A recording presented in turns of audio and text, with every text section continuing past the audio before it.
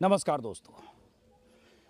ऐसे वोटर्स की तलाश में जिनसे बीएलओ की मुलाकात हुई नहीं, जिन्होंने इन्यूमरेशन फॉर्म देखा नहीं और उनके फॉर्म जमा कर दिए गए, अपलोड हो गए, ऐसे वोटर्स की तलाश में मैं जहानाबाद आया हूँ। बिहार का जहानाबाद ज़िला, ये घोसी विधानसभा है, काको ब्लॉक है। मुझे जानकारी मिली कि इस गांव में एक परिवार है जो मिलिट्री से जुड़ा हुआ है।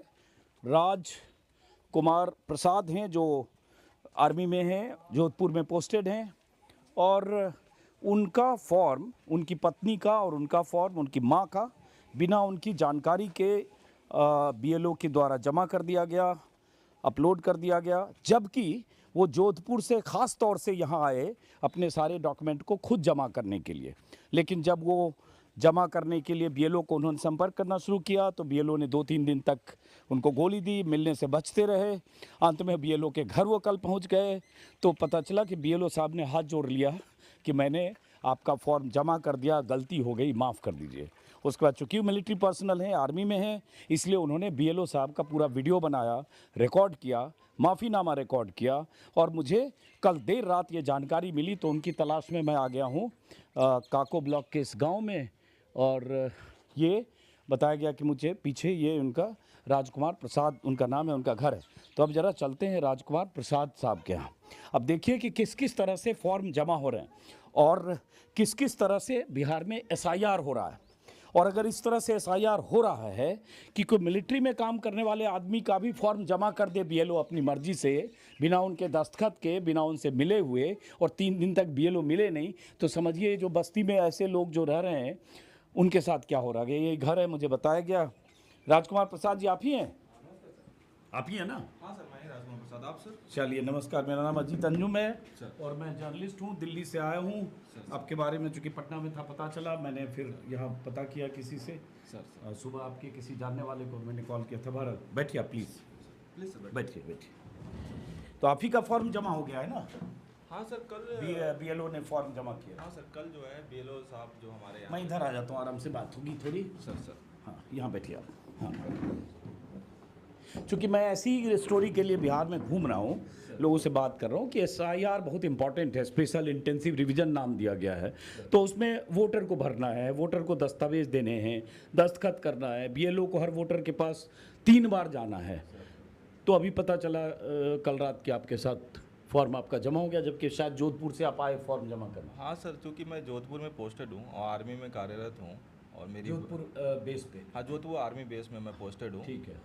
और वहाँ से मैं छुट्टी लेकर के जो है और यहाँ पर मैं आया था कि अपना जो है अपलोड करवा सकूँ काम को, कागज़ को।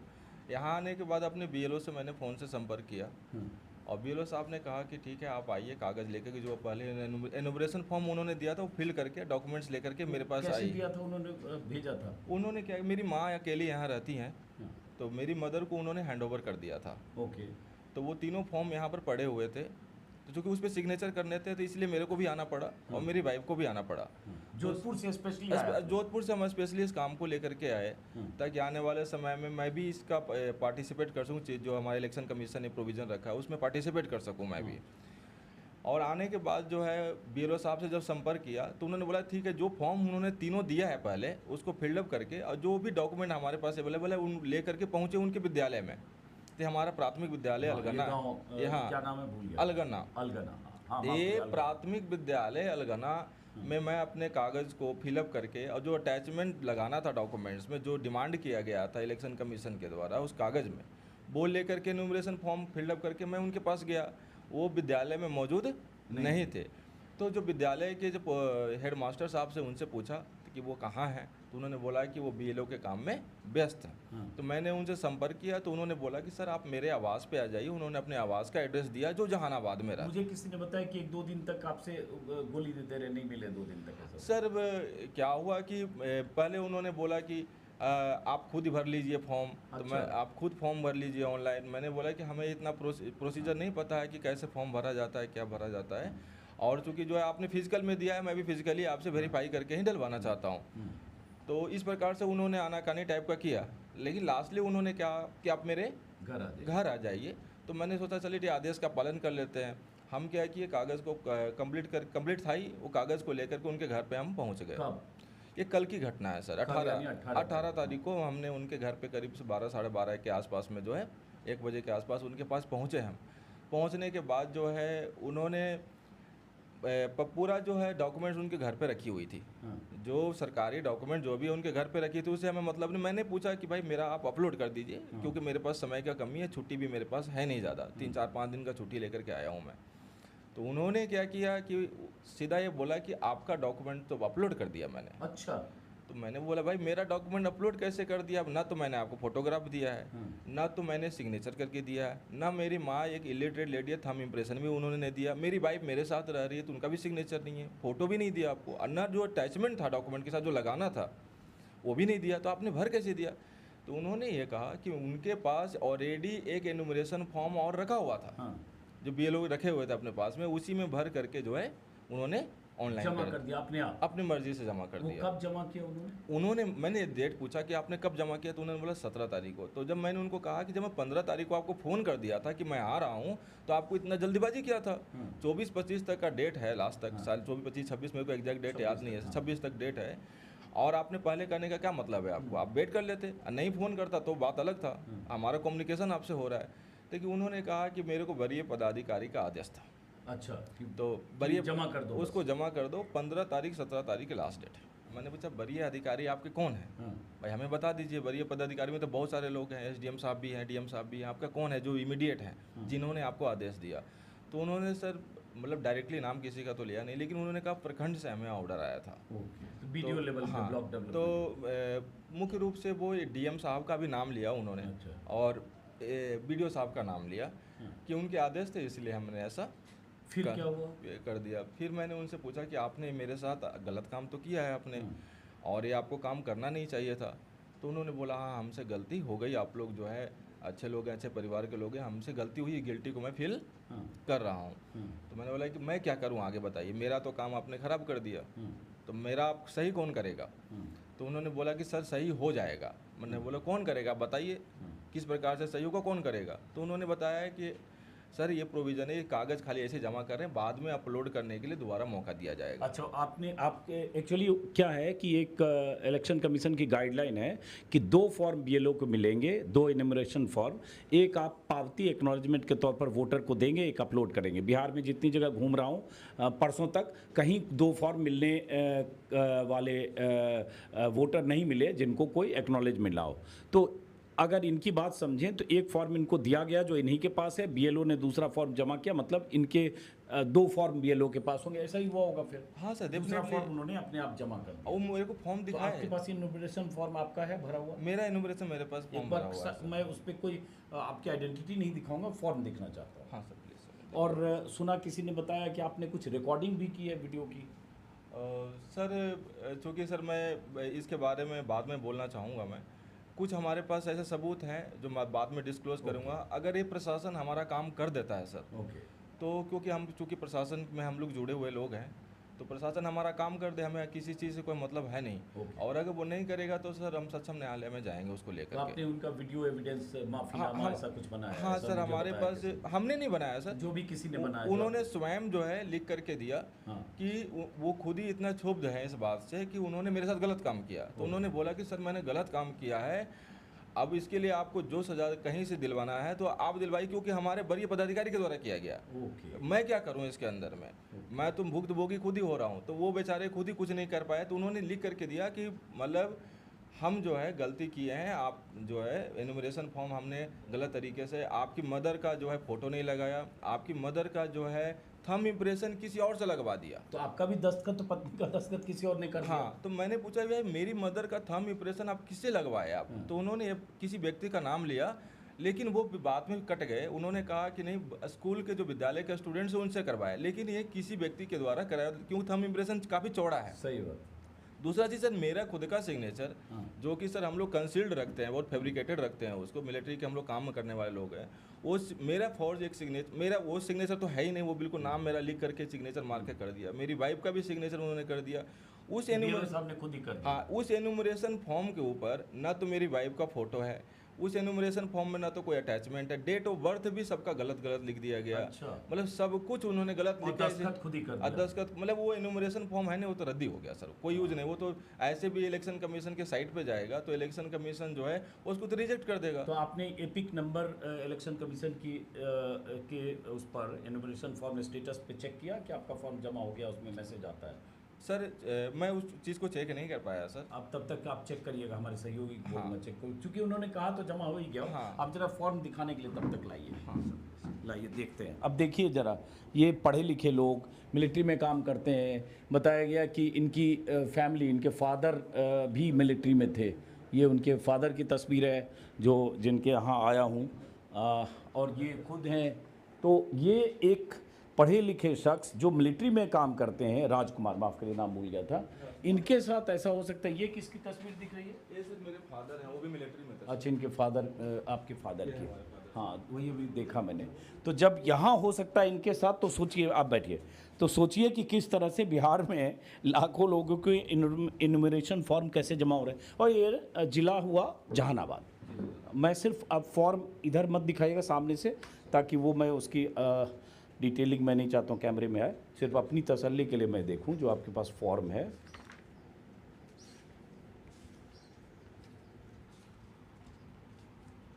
ये फॉर्म ये है। फॉर्म है जो मेरा खुद का। हाँ, सर, ये जो फॉर्म है इनका, जो मैं अपनी आंखों से देख रहा हूँ। मैं स्क्रीन पर, कैमरे पर नहीं दिखाऊंगा क्योंकि इसमें बहुत पर्सनल डिटेल होता है।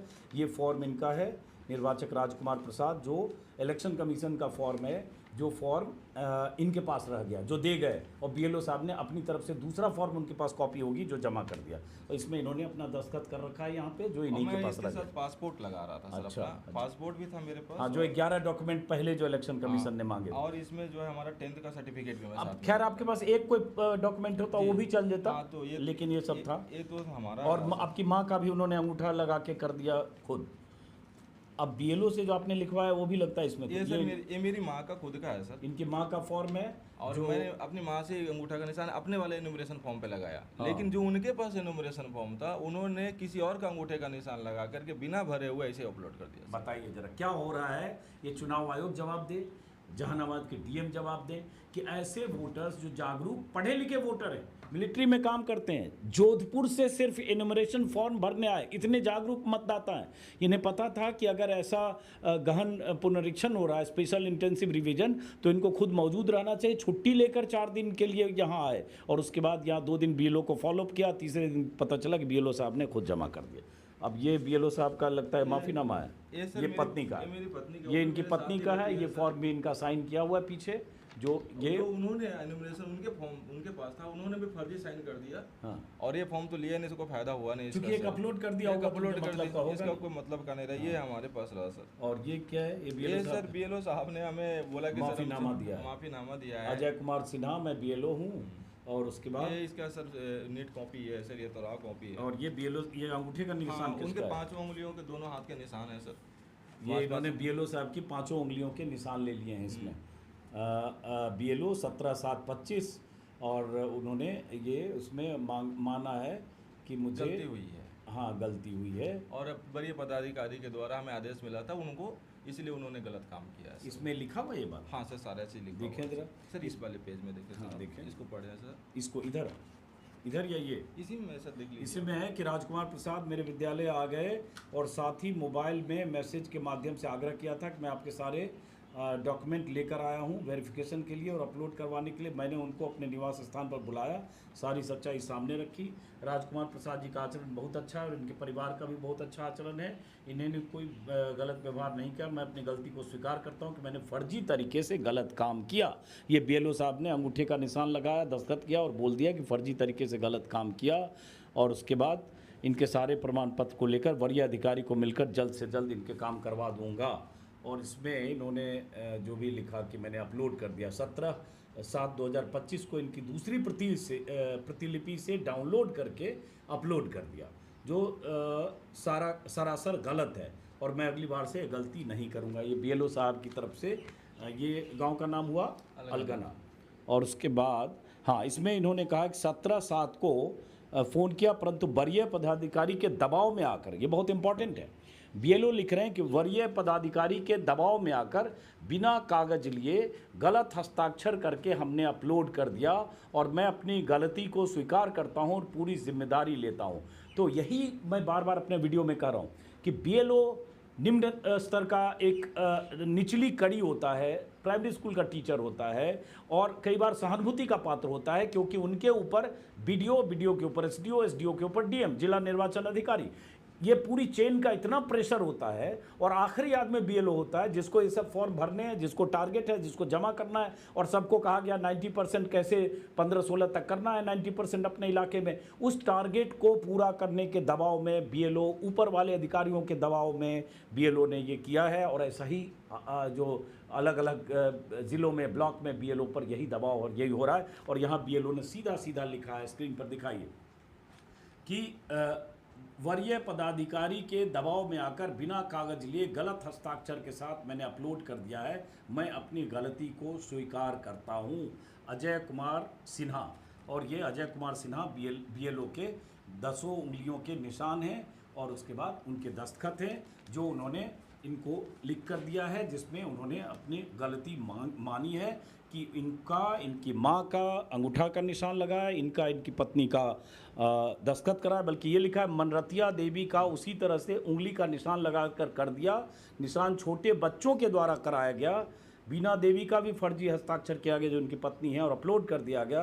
राजकुमार प्रसाद के पासपोर्ट थे, मैट्रिक के मूल प्रमाण पत्र हैं, इन्होंने मुझे आज दिनांक 18/7 को दिखाकर, और मनरतिया देवी के नाम पर डीपीओ मौजूद है, उसके बाद भी जन्म प्रमाण पत्र भी है, उसके बाद भी ये सब कर दिया। अब सोचिए जरा कि किस तरह का फर्जीवाड़ा हो रहा है। और मैं ये सवाल इसलिए उठा रहा हूँ कि एक मिलिट्री पर्सनल, पढ़े लिखे आदमी, इनके साथ ये अगर हो रहा है तो जो वो गरीब लोग, कम पढ़े लिखे लोग, अनपढ़ लोग, SC ST OBC, महादलित, आदिवासी, ऐसे लोग जिन्हें इस फॉर्म की वैल्यू नहीं पता है, फॉर्म भरना तो दूर की बात, उनके साथ क्या हो रहा होगा, बहुत बड़ा सवाल। ये बस्ती किन लोगों की, किस समाज के लोगों की बस्ती? पूरा हमारा गांव है जो 5-6 समुदाय से मिलकर बना हुआ है। ये लेकिन सब हिंदू धर्म के लोग यहाँ रहते हैं। कुछ भूमिहार भाई रहते हैं, कुछ साहनी लोग रहते हैं, बिंद लोग रहते हैं, बेलदार लोग, कुछ पासवान भाई रहते हैं, कुछ हमारे जो है नीचे SC ST के भी लोग रहते हैं सर हमारे यहाँ।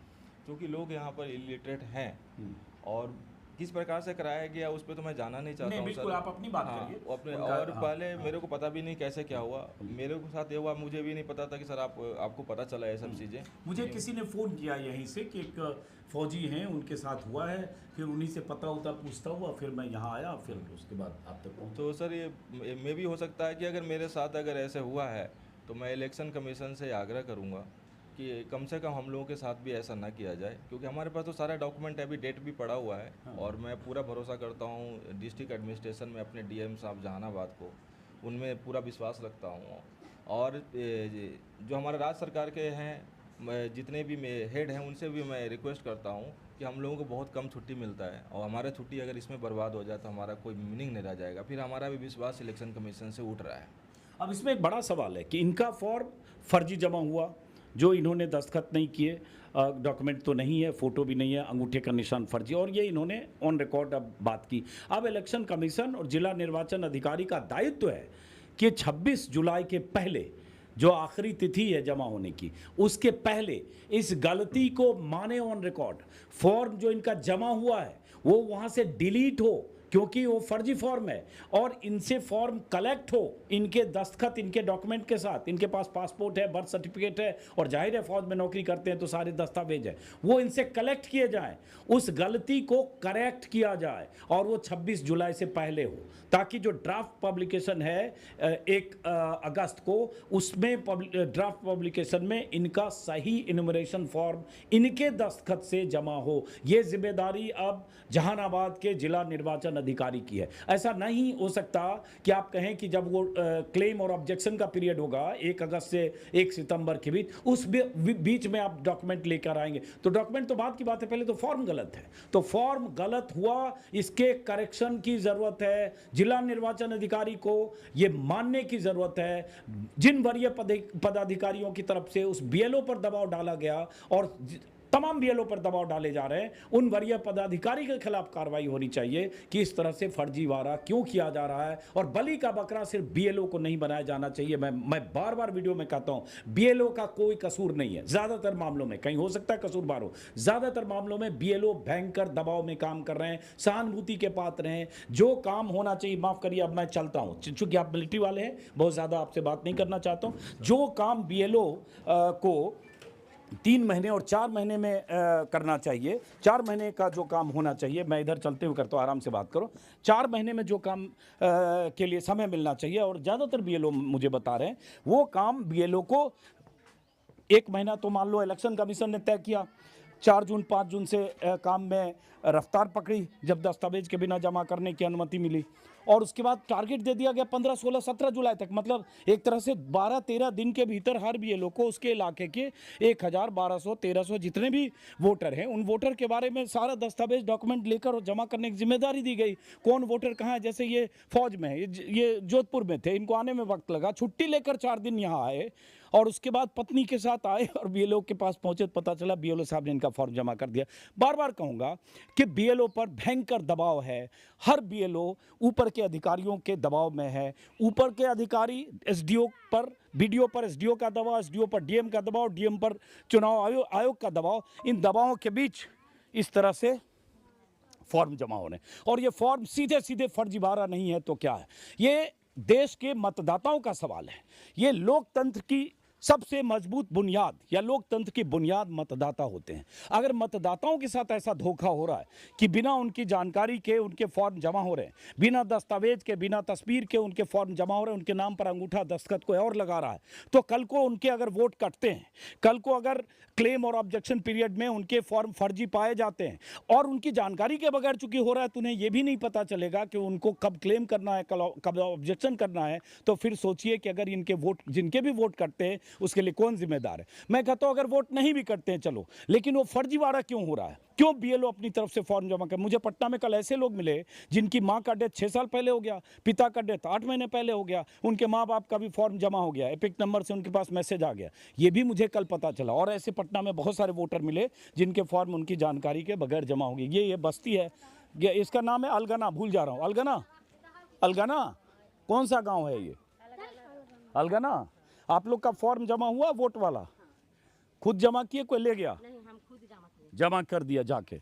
चलिए, तो आप सचेत हैं कि आपने खुद जमा कर दिया, अच्छी बात है, आपने जमा कर दिया, जमा कर दिए। तो बहरहाल चलिए, बहुत बहुत शुक्रिया, चूँकि मुझे जल्दी जाना होगा, और हम फिर आपसे आपका जब हो जाए, मेरे सहयोगी को बोल रहा हूँ, आपको नंबर दे देंगे, आपका जब हो जाए तो आप मुझे कॉल करिएगा, ताकि एक मैं अवेयर हो जाऊँ कि आपका काम हुआ कि नहीं। और मैं नज़र रखूँगा इस ख़ास तौर से इस, हाँ खास नहीं, हम दिल्ली से आए, हम दिल्ली से, हाँ। तो मेरी दिलचस्पी और नज़र होगी कि इन फौजी जो अफसर हैं, इनके फॉर्म को फर्जी जो भरा गया उसको डिलीट किया जाए, और उसके बाद इनके फॉर्म जो इनके पास पड़े हुए हैं वो लिए जाएं इनसे, और ये 26 जुलाई के पहले ये काम हो। जिस अधिकारी के निर्देश पर यह हुआ है उस अधिकारी के खिलाफ कार्रवाई हो, और उस बीएलओ से पूछताछ हो कि किस वरीय अधिकारी ने उन्हें इस तरह का काम करने को मजबूर किया। और उसके बाद हम इंतज़ार करेंगे कि कैसे इस अधिकारी के सही फॉर्म जमा होते हैं, और कैसे डीएम फर्जीवाड़े को स्वीकार करते हैं ऑन रिकॉर्ड। नमस्कार।